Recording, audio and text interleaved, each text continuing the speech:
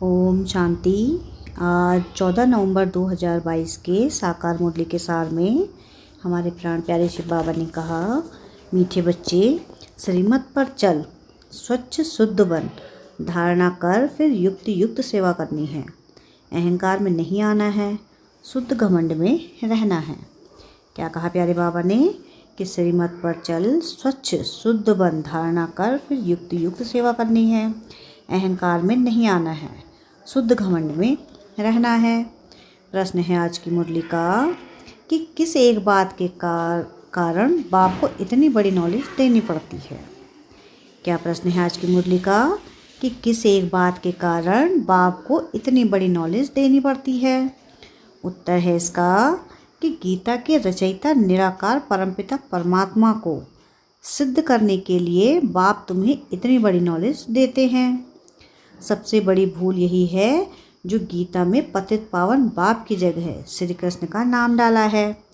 इसी बात को सिद्ध करना है, इसके लिए भिन्न भिन्न युक्तियाँ रचनी है। बाप की महिमा और श्री कृष्ण की महिमा अलग अलग बतानी है। गीत है आज की मुरली का, मरना तेरी गली में। ओम शांति। आज की मुरली से धारणा के लिए मुख्य सार है। पहली पॉइंट कि हर काम बहुत युक्ति युक्त करना है। हर्षित मुख, अचल, स्थिर और ज्ञान की मस्ती में रहकर बाप का सो करना है। क्या है पहली पॉइंट कि हर काम बहुत युक्ति युक्त करना है। हर्षित मुख, अचल, स्थिर और ज्ञान की मस्ती में रहकर बाप का सो करना है। सेकंड पॉइंट है कि ज्ञान की नई और निराली बातें सिद्ध करनी हैं।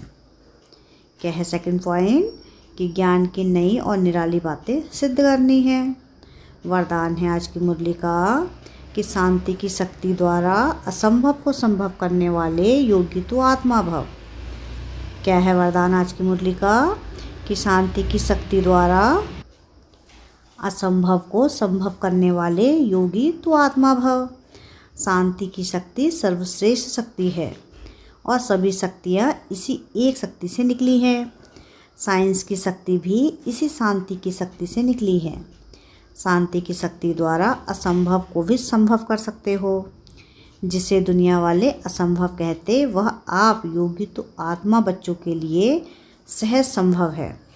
वह कहेंगे परमात्मा तो बहुत ऊंचा, हजारों सूर्यों से तेजोमय है, लेकिन आप अपने अनुभव से कहते हमने तो उसे पा लिया। शांति की शक्ति से स्नेह के सागर में समा गए। स्लोगन है आज की मुरली का कि निमित्त बन, निर्माण कार्य करने वाले ही सच्चे सेवाधारी हैं। क्या है स्लोगन आज की मुरली का कि निमित्त बन, निर्माण का कार्य करने वाले ही सच्चे सेवाधारी हैं। अच्छा, मातेश्वरी जी के अनमोल महावाक्य। पहले ही कि आत्मा और परमात्मा अलग रहे बहुकाल, सुंदर मेला कर दिया जब सतगुरु मिला दलाल।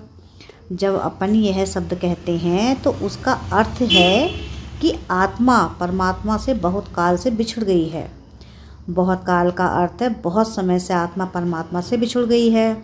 तो यह शब्द साबित करते हैं कि आत्मा और परमात्मा अलग अलग दो चीज़ हैं। दोनों में आंतरिक भेद हैं, परंतु दुनियावी मनुष्यों को पहचान न होने के कारण वो इस शब्द का अर्थ ऐसा ही निकालते हैं कि मैं आत्मा ही परमात्मा हूँ, परंतु आत्मा के ऊपर माया का आवरण चढ़ा हुआ होने के कारण अपने असली स्वरूप को भूल गए हैं। जब वो माया का आवरण उतर जाएगा फिर आत्मा वही परमात्मा है। तो वो आत्मा को अलग इस मतलब से कहते हैं और दूसरे लोग फिर इस मतलब से कहते हैं कि मैं आत्मा सो परमात्मा हूँ, परंतु आत्मा अपने आप को भूलने के कारण दुखी बन पड़ी है। जब आत्मा फिर अपने आप को पहचान कर शुद्ध बनती है तो फिर आत्मा परमात्मा से मिल एक हो जाएंगे। तो वो आत्मा को अलग इस अर्थ से कहते हैं, परंतु अपन तो जानते हैं कि आत्मा परमात्मा दोनों अलग चीज़ है। ना आत्मा परमात्मा हो सकती और ना आत्मा परमात्मा में मिल एक हो सकती है, और ना फिर परमात्मा के ऊपर आवरण चढ़ सकता है। सेकंड पॉइंट है कि वास्तव में हर एक मनुष्य की यह चाहना अवश्य रहती है कि हमको मन की शांति प्राप्त हो जावे। इसलिए अनेक प्रयत्न करते आए हैं, मगर मन को शांति अब तक प्राप्त नहीं हुई। इसका यथार्थ कारण क्या है?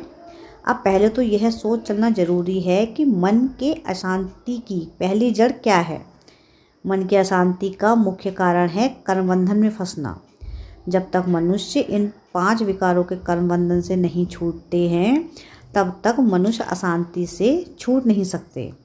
जब कर्मबंधन टूट जाता है, तब मन की शांति अर्थात जीवन मुक्त स्थिति को प्राप्त कर सकते हैं।